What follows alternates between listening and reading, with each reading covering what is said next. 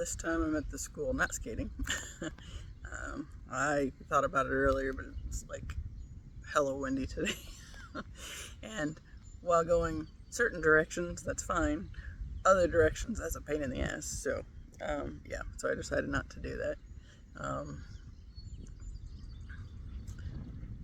I was over at our family friend's house with their dog hanging out for a while, and I thought I would do this there. And then their dog got all excited when the neighbor's dog came out, and then it was just chaos. And then if I put him inside, then he was just barking at me. So I figured I'd just head out. And yeah, I was gonna go to my class tonight, and then just haven't been feeling like it today, since I was up longer than I anticipated last night, since I was having my random meltdown. I wasn't feeling like a real go-getter on getting to the class. It starts at 6, so technically I still have time. Well, I'd be there late at this point because it's like 5:30. But decided that I would just refrain. Not really feeling like socializing a whole bunch today. Yeah. Did that video earlier. It was like an hour and 40 minutes. And then I was kind of relieved because it went a lot better than I had anticipated after yesterday. Yeah, so I mentioned that on Sunday I did a video, and then on Monday I did 3 videos, and then whenever I went to try yesterday, then it's just like, nope. Whether it's words weren't coming or whatever, I just wasn't able to get it done. I did have one start that was like 2 minutes. It's like, this is crap now. And yeah, so I didn't. But then today, I also mentioned earlier about that, the one archetypes card, the guidebook mentioned, consider the observation, or the scientific observation, that the closer something gets to the sun, the longer the shadow appears. And I feel like that was aptly timed, as always. And then, I thought about it for a while, and then randomly had my meltdown and cried for a couple hours last night.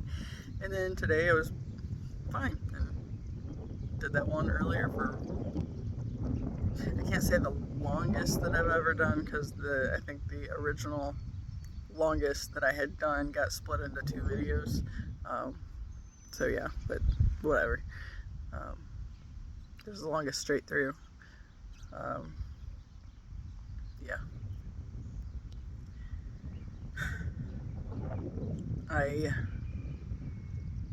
As always, things have not gone as anticipated. I had planned earlier, after I got done walking my dogs at the cemetery, I planned to go to my office and watch the video, make sure everything worked out okay and nothing glitched or whatever. And then it was kind of, my fault in part, but I was coming in from walking the dogs and working on getting their leashes off and hung up, and my mom's like, hey, go get me a Diet Coke, like, from the fridge. And then I stopped. It's like, from the fridge or a fountain one, because it felt like having a Dr. Pepper today, and we don't have any of those at the house because I don't want them there, because I don't want it to be a regular habit. And she perked up at the idea of a fountain Diet Coke because those are always better than the can or the bottle. So yeah, I ended up with that in mind instead. But then even more than that, well, we needed bread, so then she thought we should make that extra stop. And then she decided to go along too. It's like, all right, whatever, this is just in town. It's not like we're going anywhere fancy or anything.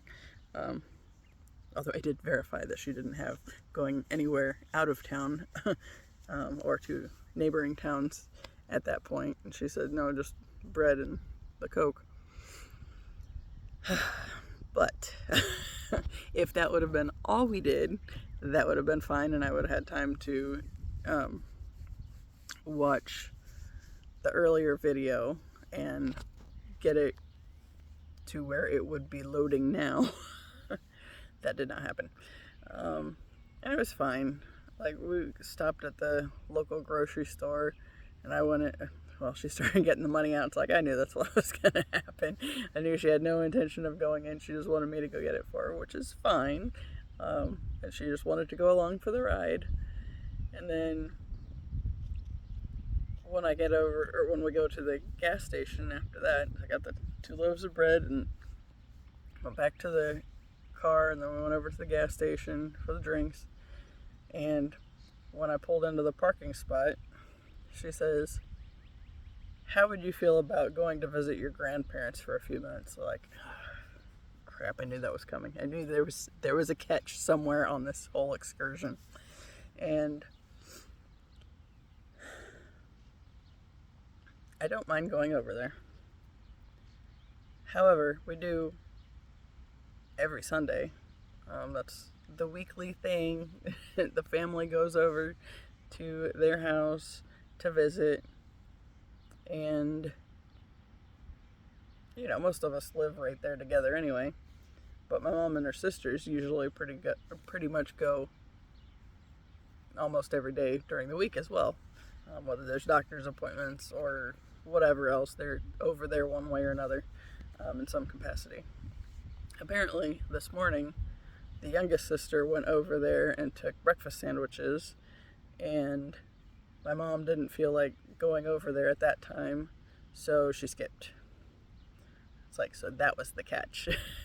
She told them she would be over some point today, and she hadn't done it at that point. So that was the big underlying motive. But if I'm going over there, and it's not with anything in mind like cleaning the carpets or anything like that, then, well, and even if that is what I'm doing, I try to make sure I have my headphones with me. And as soon as the conversation goes south, then I'm checking out. And that was my hang up on the earlier trip, was I didn't grab my headphones because I didn't think we were going over there. It did not occur to me at the point when we were leaving that was going to be happening. Realistically, that's always a possibility, and if I'm thinking about it in other times, I will make sure I have my headphones with me, whether I expect that to be happening or not. And as par for the course, it went crappy again.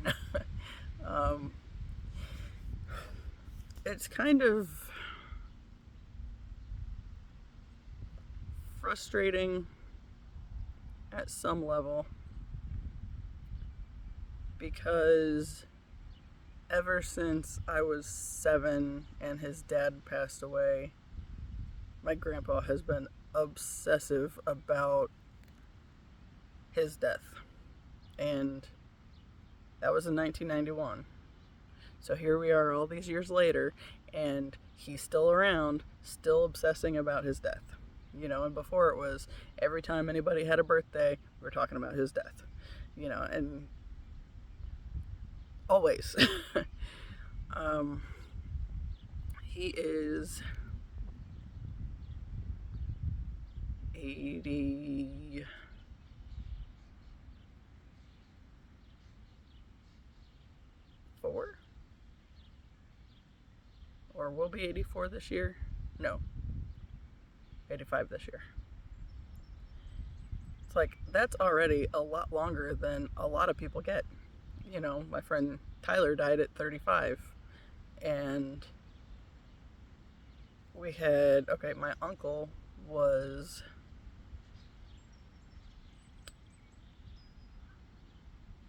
I don't remember how old he was, but either late 60s, early 70s, and I'm wanting to say it was late 60s. And our longtime family friend died at 67. It's like, he's already got a lot longer than a lot of people get. And it has been hella consumed with obsessing about death. And I get that, you know, he's spent like 16, 17 years with some form of cancer that he's been contending with. But I also kind of feel like if you're always expecting the worst, you bring in the worst. Basically manifest it yourself. And, well, if I say that around my family, I mean, they're gonna pitch a fit. I have kind of alluded to that to my mom, and she's like, well, I wouldn't have had all these knee problems. It's like, wouldn't you though? Because you don't let anything go. You hold on as tight as you can to anything wrong that's ever happened. And I get it. I did that for a long time too. And that's why this journey has has been as difficult as it has at times, for this whole healing journey, because I've had to realize where a lot of that comes from and contend with, just the crappy mindsets that were in some way imposed on me as well. And while not everything not everything that happens can be avoided, I feel like if you are constantly putting the negative out for the world, that's what you're going to receive back. And honestly, he's spent all this time obsessing on the negative stuff and his death and all this. At the end of the day, I mean, really, he's kind of lucky that it's been cancer that hasn't killed him to this point in time. Like my Uncle Dave, when I saw him, we did a family Christmas thing, I think back in January, and everybody went out to their house. And I sat in the same room he was in for a few minutes, and somebody asked how he was doing, and she's like, not a damn bit of good. Not for shit. And just, that was pretty much what you expected from him. And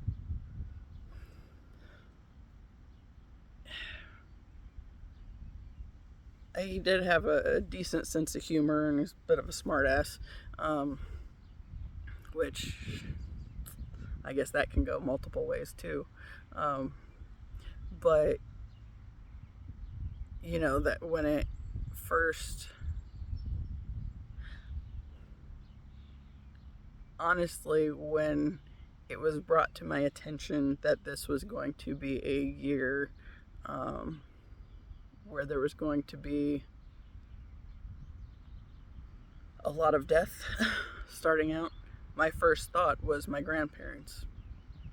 And when my uncle was the first, that was kind of where'd that come from.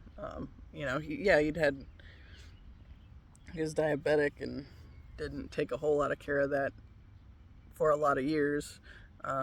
And I guess he'd recently had surgery on his neck, but it was still kind of unexpected at that point in time. And I was surprised it wasn't one of my grandparents. So I don't remember what the grand total on the count is. I think we are at,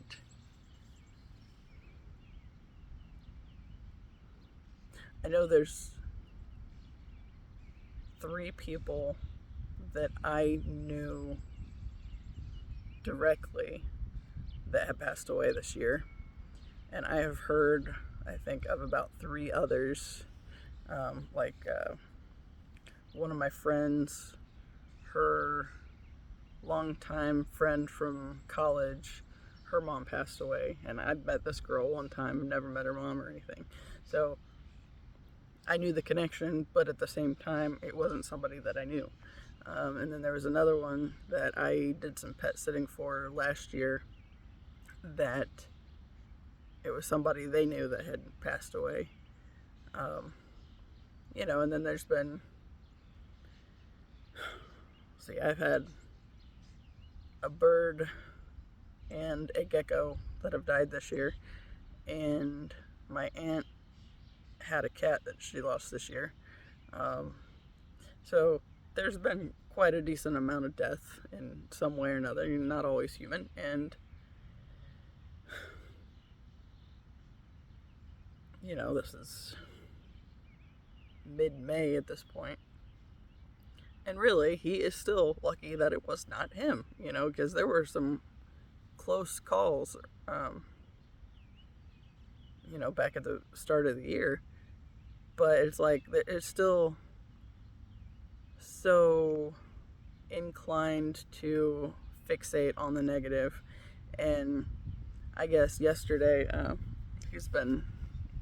this week they've had to go to a couple extra appointments to get fluids, because certain, I don't know, whatever levels were low or jacked up. And yesterday was a 4-hour treatment day, and my mom, I was impressed. She came home yesterday afternoon and she said, "I've had enough." It's like, what? And she was talking about just his fixating on dying, and this is going to kill me. This is going to be the thing that kills me. And she's like, nobody gets out of here alive. And she said, don't you think Mike and Dave would have wanted a lot longer than they got? Well, yeah, I guess. It's like, at some point, you have to be able to see what's going well, or you get to lose that too. If you're so obsessed with what's going wrong that all you ever see is what's going wrong, then, you're going to get more of what's going wrong, because that's all you focus on. And like I said, it's taken me a long time to make these connections and to realize that there is a decent amount of this whole life we live that we are co-creating. It's not just everything bad happens to us and, oh, woe is me. It's, at some level, something that you are doing is contributing as well. And like I said, that's been a long journey for me to figure out too. And yeah, some of these, or a lot of these videos, I do talk about some of the more negative stuff, but at the end of the day,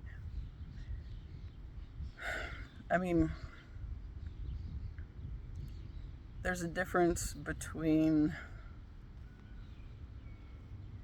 telling the stories to share what you learned from them, and just obsessing and being stuck in the negativity from the stories. And I've said the past several months have been huge for growth for me, and not easy at all, but necessary and thus far worthwhile. Even if I'm not yet where I'm going, I'm still working on it, and I haven't quit. And yeah, I might have days where I don't really know what to do with anything, or where I spend random couple hours crying for reasons I might not immediately understand until I start processing through them. But at some point, I'm gonna figure it out, even if it takes a couple days. Luckily, last night it did not. I figured it out really quick,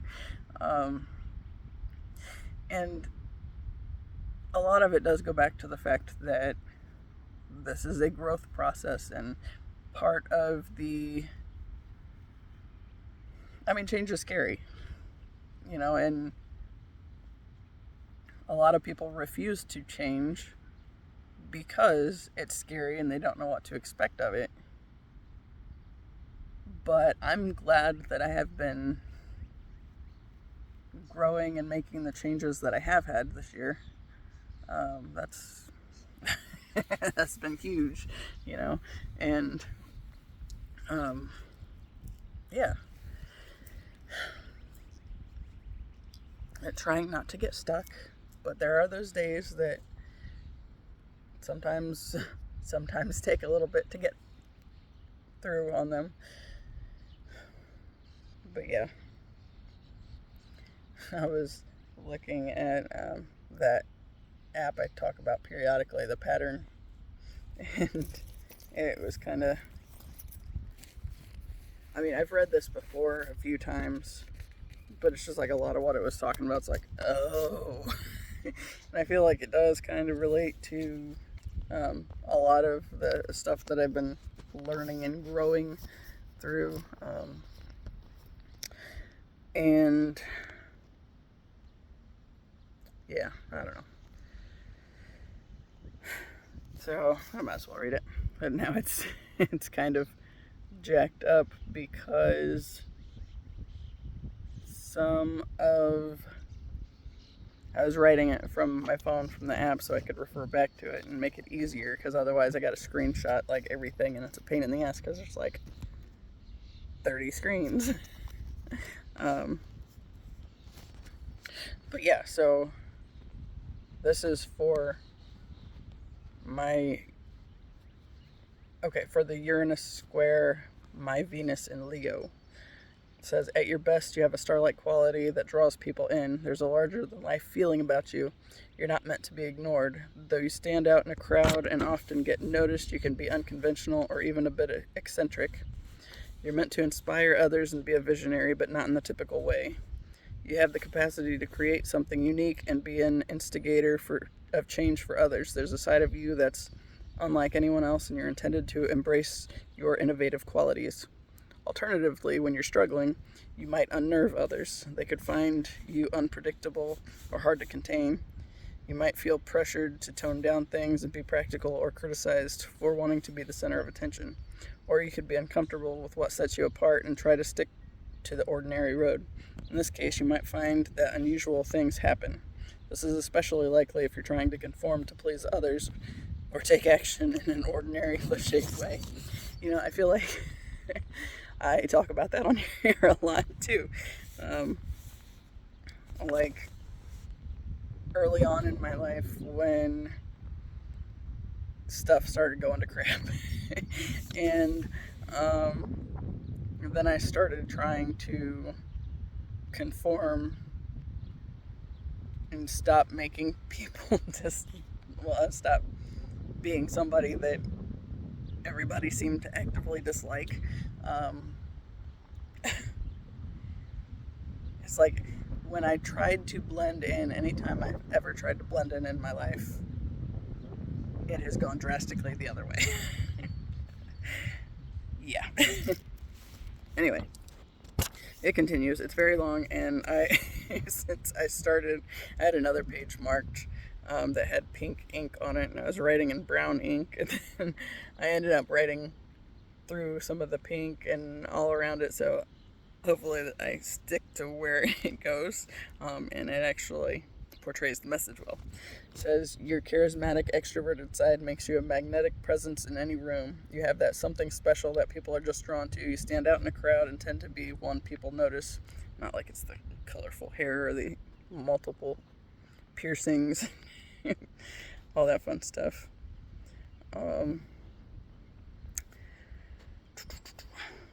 You're unconventional and can be a bit eccentric. Depending on your environment, you might not naturally follow this impulse, but for you to feel truly authentic, aligned, and content with yourself, it's imperative that you have experiences trusting yourself as the one who inspires others and being a visionary, but not in a mainstream typical way. What you create should be unique and outside the box. You're meant to move confidently through the world despite potential objections from friends, family, or culture.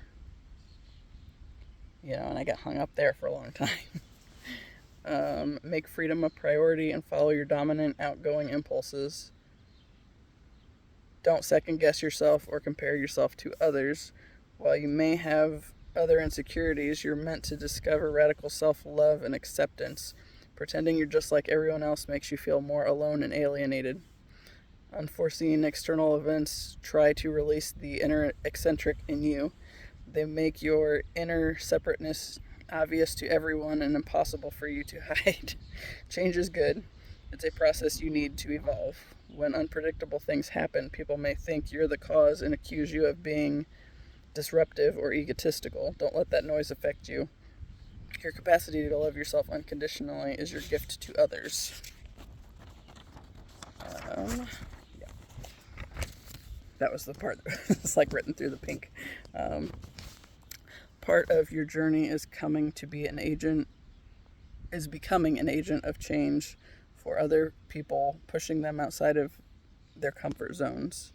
Your life works better when you own the fact that you're not like everyone else. If you cling to the status quo, you'll likely continue to meet resistance or feel unfulfilled. Your path is about becoming your unique self. Trust that it is okay to be different. You may already know this about yourself, or you might feel cautious about stepping into your true power. You may fear being judged as selfish for doing what you want instead of submitting to convention or being submissive. If you've repressed your naturally dominant and powerful energy, you'll likely feel frustrated, depressed, and like something is missing. Or you might feel pressure to tone things down and focus on practical matters. But even within those parameters, it's important to carve time out for your ideas. It's worth pursuing your dreams, even on the smallest scale. Somewhere inside, you know you want to be uninhibited and live vibrantly. It's all about believing in yourself and following your creative vision. Loving yourself unconditionally is not a selfish act. It's your right and your life's intention. Make sure to find balance. Ouch. Sitting in the grass. It's stabbing me in the leg. Make an effort to empathize and collaborate more. If you ignore others' needs or opinions, you're wasting your potential. All these choices are yours to make, and these instructions are merely clues. It's not necessarily the path of least resistance, but it's a possibility for what could be and how you might feel truly fulfilled. So I feel like that's my my whole life. And okay, some of the stuff that I had written, not necessarily over, but on this page amidst, because I knew that I was going, well, I didn't know until I already found this other thing. So I watched a Bashar video. It's I think Daryl something or other. Anka? Channels Bashar, and I watched this video that he had done where people were asking him questions. I'll have to include that link in the info with this video. But I wrote down these two things that he said. One of them was, unity and harmony are not the product of being homogenous. Unity and harmony are the product of validating differences that each of you beautifully are, so that all the differences fit together and create the whole picture. Diversity is the key. And then the other thing was, all of you are worthy by the fact that you exist, because creation doesn't make mistakes, and if you exist, that means you're worthy of existence. It means creation needs you to exist for it to be all that it is. So those were the two things that I had started. Well, I found that from earlier in this notebook that I've been carrying around the past few days, and it seemed relevant for whatever else I talked about earlier today. I like something I thought I should share, and then I kind of got distracted with the pattern app. There was something else, and it wasn't the Uranus conjunct Venus, my Venus in Leo. It was something else on the app, and I don't even remember what it said, but that was what I had gone into the app looking for, and then I got distracted with the other thing. So yeah, thought I would go ahead and share those two things, and then it just kind of, I don't know.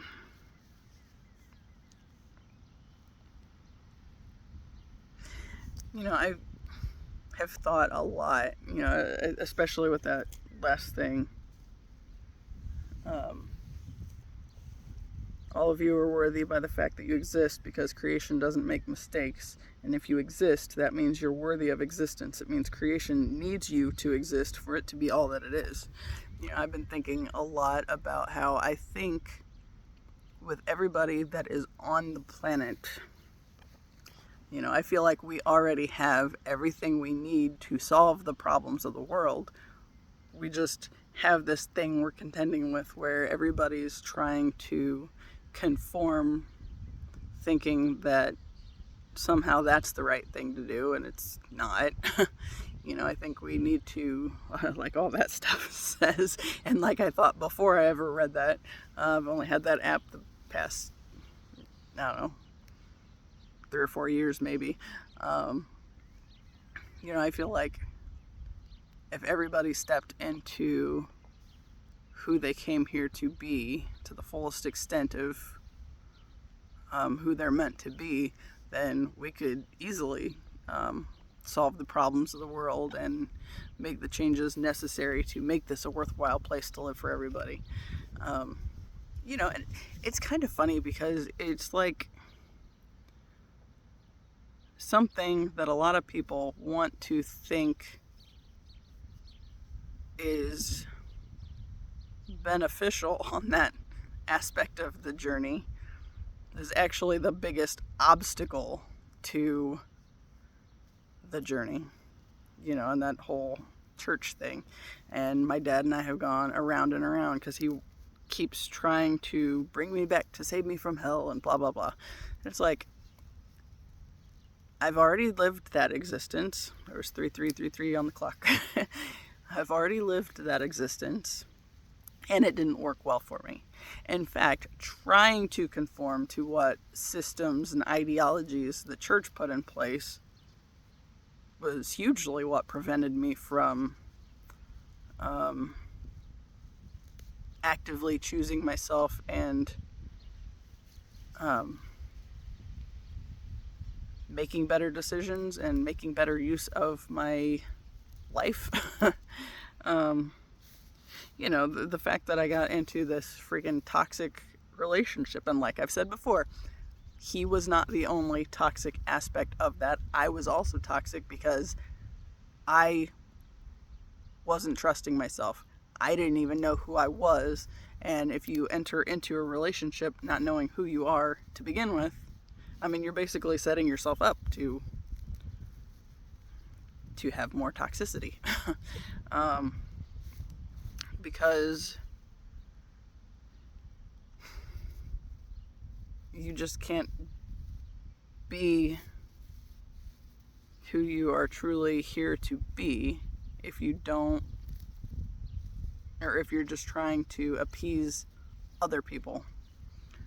And I've done a lot of that in my life, and trying to do that. And then there's been the years where, I mean, all in all, it all just backfired.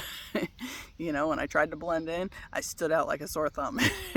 Just really obvious shit, too. But, you know, the more I embrace my weird,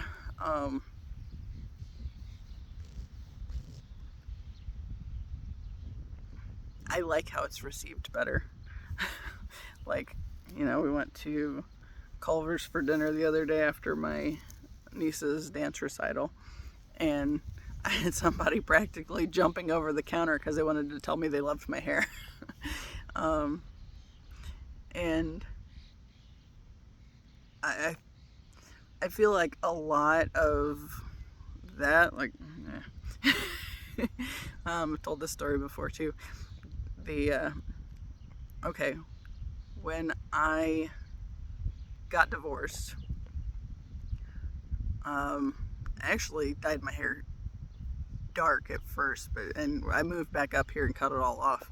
And now that I've been healing, I've been growing it back out again. So, although the bleach has damaged it at times, so sometimes it's stayed shorter than I might have preferred, but live and learn.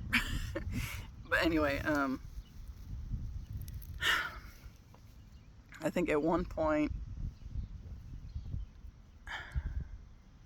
I don't know, I was up here, I went like dark purple first, and then I got my my post-divorce family pictures with my dogs, and it was after I cut my hair off.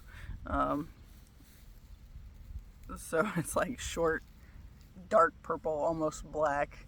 And then of course I was like, they were fall pictures, so I had like this, hey Raven, this black shirt on that had 2 ravens on it, and it has some like purple something or other on the image.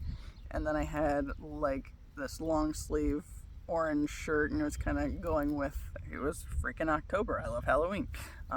Haven't always, because of course, yeah, some people want to tell you that's a bad thing, whatever, it's not.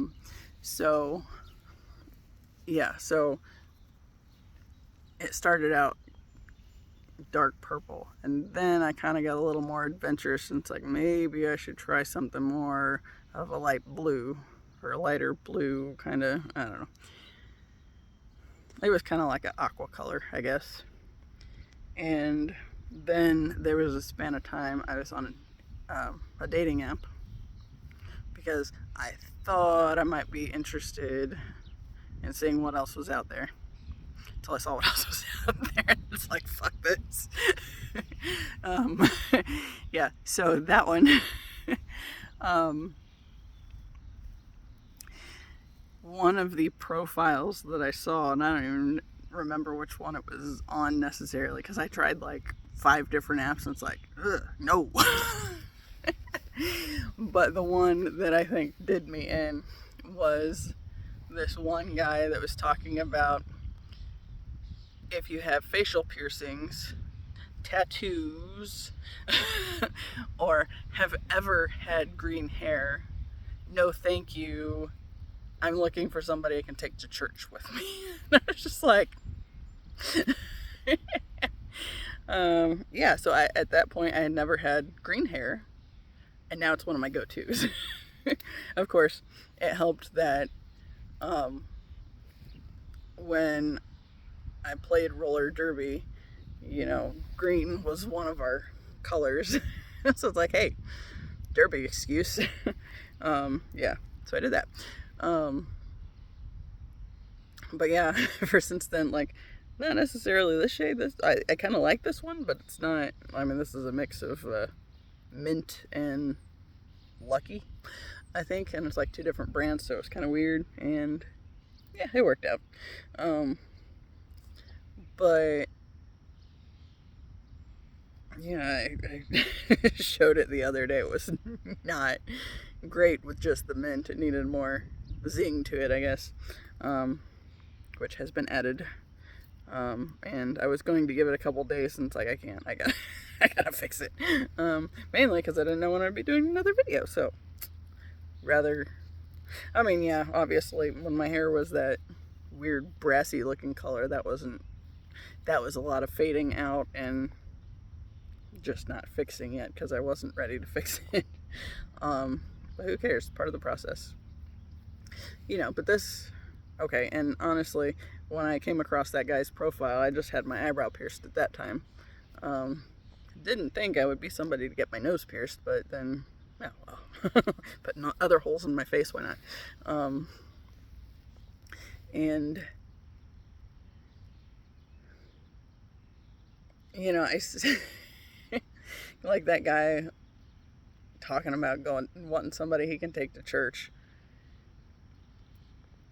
I tried to be that person for a long time, and what it ended up leading me to was that last connection where I wasn't a worthwhile human, but nor was he. And we were mutually toxic, and that for each other and just in general, because there was a lot of stuff that we were working on, but I don't know how much he was actually working on things. So that was just a necessary part of my growth process. And the whole thing that led me there to begin with was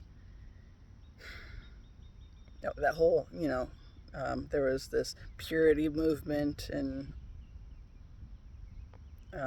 evangelical churches, and I've heard several people that have complained about it in the later years because they tried to fit the mold and ended up in a situation where they didn't hurt anybody but themselves, and that was kind of me, because I had all these beliefs around sexuality and feeling like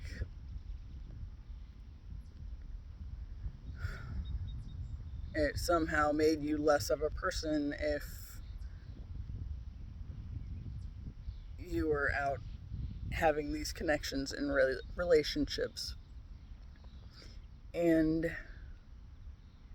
I realized it was more about control, and I've talked about the divine feminine and divine masculine several times as well. And I feel like when the biblical texts were compiled and put together, it was done so with the intention of squashing a very critical aspect of humanity, because of course we have those patriarchal systems where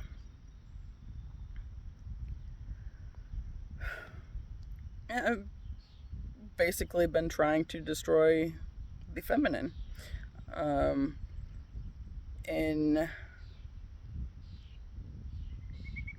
there's verses in the Bible that talk about how wives should be submissive to their husbands, and ask if they have questions in church, they need to ask them outside of church, ask their husbands. But I think in the most successfully whole communities throughout time, patriarchy doesn't work so well. And it's not about only having the feminine. It's one can't exist without the other, because we are in a world that has duality. There is the masculine and feminine, and don't try to pin that as it's only meant for men and women to be together, blah, blah, blah. We all have masculine and feminine characteristics within ourselves, and both have to be healed in order to find balance and be whole people, but that is about the balance. And just because it's a duality that has to be reconciled,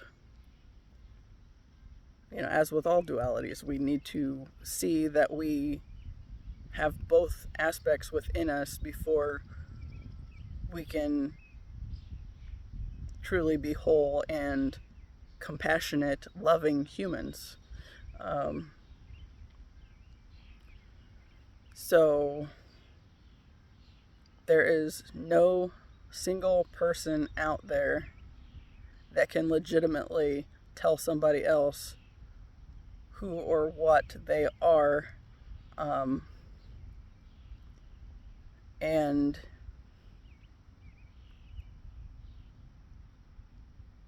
who or what they can be. That whole system was set up to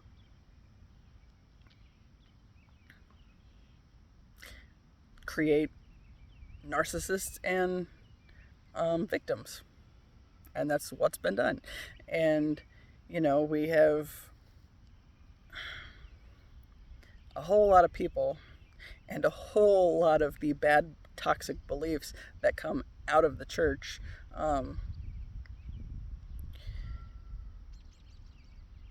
That's exactly what they do, is they create a world where unhealed and toxic masculine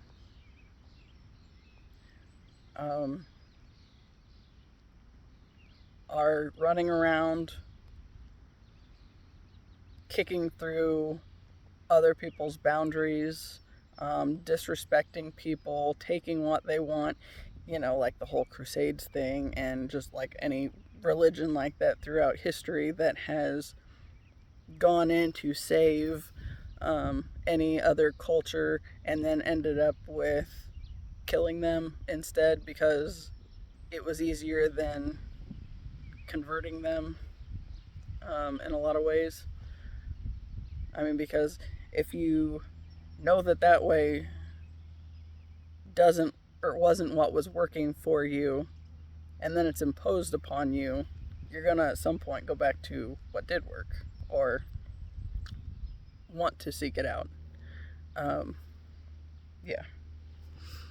But, and then at the other end of that, there's that whole, I should check my phone. Okay, I'm at 19%.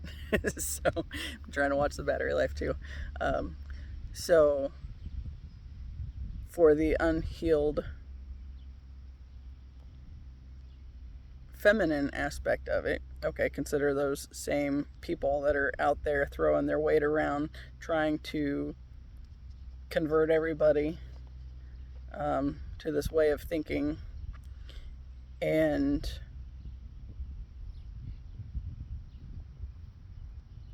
on the narcissists and victims. So we got our duality again.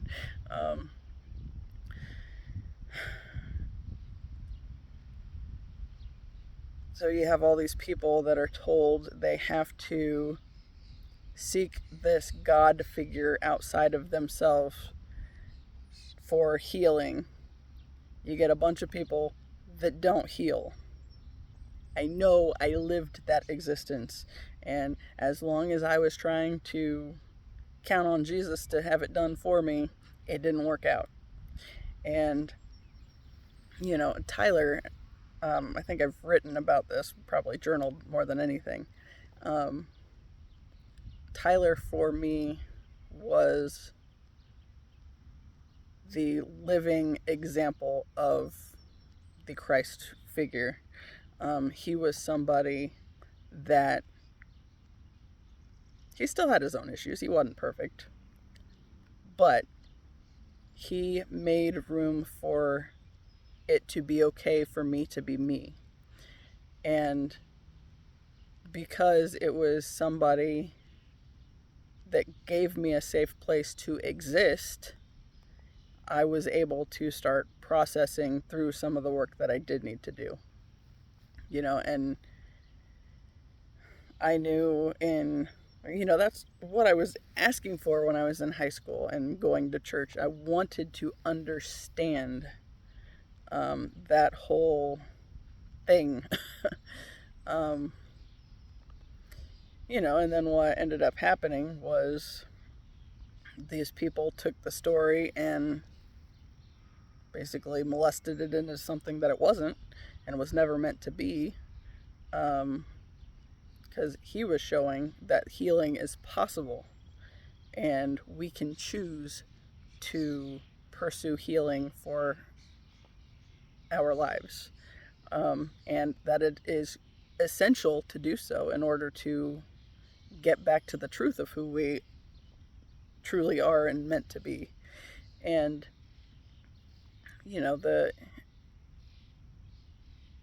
there's the whole masculine and feminine thing, and the importance of that is, okay, the structures in place that have been long abusing the feminine,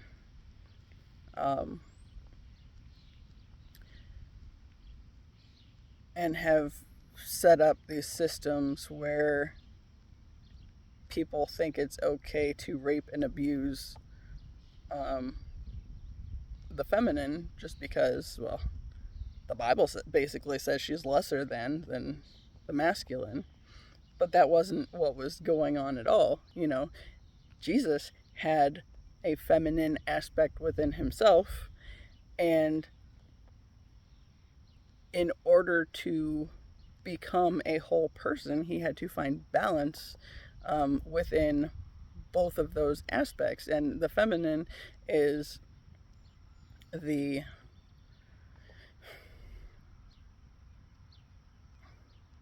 nurturing side. The masculine is the container, if you will, per my earlier conversation, and the feminine flows in and around the masculine. The masculine is the safe space to fully embrace the aspects of creativity. And no person exists that doesn't have both aspects within themselves. And I think part of what's going on in the world today is the feminine, which we all have, is tired of being neglected and abused. And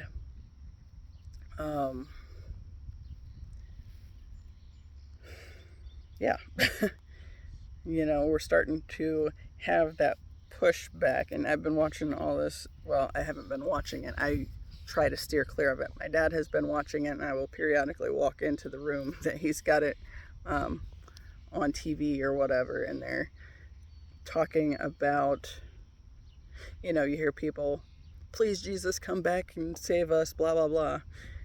And meanwhile, it's like, it's not going to be the way you think it is.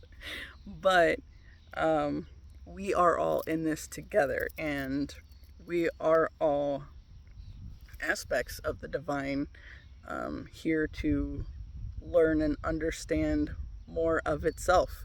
The whole the Father, Son, and the Holy Ghost thing. So I've heard some explanations that talk about it was the divine masculine and the divine feminine, and combined they create this third distinct God energy, if you will, but it both have to be balanced, and then they bring in the balance together to the world, but they have to be balanced within themselves before, and you don't get to that without doing the work. So the whole idea of the Father, Son, and Holy Ghost, it was to masculinize the whole structure and get rid of the piece that, yeah, Holy Ghost, yeah, get rid of the feminine aspect of the equation, because people are more easily controlled when they don't have the aspect of themselves that is working and operating healthfully in the higher chakras. Because if you're in check with your third eye and crown chakra, and of course the throat chakra, because you have to be able to do something with the information you learn. But if you don't have access to that, then you can keep a whole lot of people locked into this toxic ideology that does nothing but create more of the same problems that have existed for so much of time. Yeah. Check my. Okay, 17%. And it's funny because, like, I've said many, many times that my biggest thing has been find your voice, speak your truth, use your voice. And I have lots of rocks, the blue ones. See, so there's sodalite, and then that's the darker one, and then celestite, labradorite, and blue kyanite, and then some aquamarine, and the last one, and then some amazonite over here, and then these are labradorite and aquamarine, and of course the turquoise. It's like and the blue hair. That counts for frequency. And I have a iolite necklace that I think is third eye stuff. I'm trying to make it easier on myself to be able to do that very thing, use the voice. And here's a little kid on this little sport bike, and he just stopped and was looking at the car and the fact that nobody was in it, but I don't know if he saw me over here. But yeah, so it's like I'm trying to do things to help me with that. And of course I got the pinks and greens, so morganite, rose quartz, more morganite, prehnite, and epidote, and then rainbow jasper. And then I have this mixed tourmaline on the side that there's a lot of green and pink on that too. So it's like I'm trying to include the things to help me be able to do that, to use my voice and to start speaking to the things that I have been seeing around me in the world, like throughout my entire life. And there's definitely going to be more of it. And I mentioned earlier, I think that's a big part of why it's important for me to be flying below the radar right now. And I'm not really interested in this whole YouTube thing just blowing up one day. And yeah, I don't need to see that process. I feel like I have always known that I'm meant for a role in leadership. And honestly, I'm a life path 1, so even before I knew I was a life path 1, which has to do with leadership, I always knew that I was meant to be a leader in some capacity. Don't know why, don't know how. I feel like in other lifetimes I have acquired skills that has been something that I've been working on, and something that I have been meant to discover as I've gone through the healing process, and as I put myself out there more and more, and I get grass on my head. Anyway, it's kind of funny because I watch my dad watching all this stuff, and it's like, he doesn't know I'm part of the other side of the movement where we try to bring about change, because religion doesn't work. It's not about being religious and fitting into, I'm at 15% now, fitting into this way of conforming to the world, because conforming is not healthy. And I do believe that if everybody stepped fully into who they are meant to be and were able to get through the healing process to get to the next step, I think we could solve all sorts of problems in this world. Pollution, crappy leadership worldwide, yeah, all that fun stuff. Anyway, since I'm at 15%, I'm going to go ahead and cut it here. Because I don't want my phone randomly dying before I'm done with this and not getting to end off coherently. So as always, I appreciate you, whether we made it this far or not. And until the next time, see ya.